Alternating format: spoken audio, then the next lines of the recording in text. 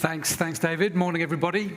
My talk is focused on whole loans. Glad to see that we had a good number of people raise their hands as first-time participants in this, because it's rather a high-level run-through. So hope you guys get a lot out of it. Apologies to the seasoned campaigners here that probably know a great deal about this. But some of the themes and ideas that I think I'll mention today are going to be, I'm sure, themes that we touch on throughout the entirety of this conference. And for those of you who don't know me, I'm talking from the perspective of someone who's active in the lending market. We've been lending for the last 10 years or so. Let me flip onto this next slide. And so we lend across the cap stack. So we feel like we've got a pretty good insight as to what is happening concurrently right now in the European debt space in particular, but now increasingly as a global lender. So, focusing on whole loans.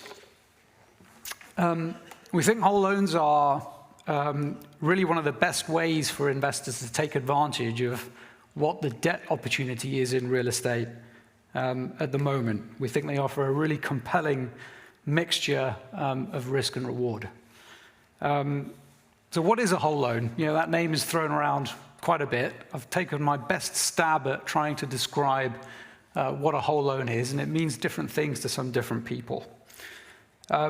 It's pretty difficult to be prescriptive about whole loans in numerical terms, but as you can see from the chart that we've got here, they sit somewhere between a bit more leverage than you get from a normal senior bank, but not reaching up to the levels that you can get from traditional high-yield and mezzanine lenders.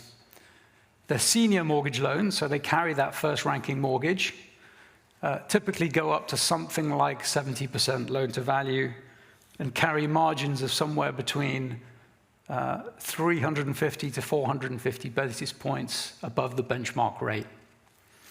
Why do borrowers use them? Obviously, they allow the borrower to reach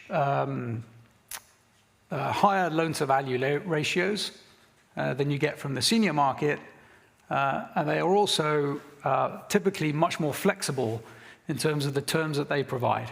So CapEx, development, variable business plans are all financed by the whole loan market. Not to say, though, that there is any weakening in the sort of credit quality of these loans. They still contain the typical covenants and cash reserves that are really a signature of the real estate market that have not been diluted in any way compared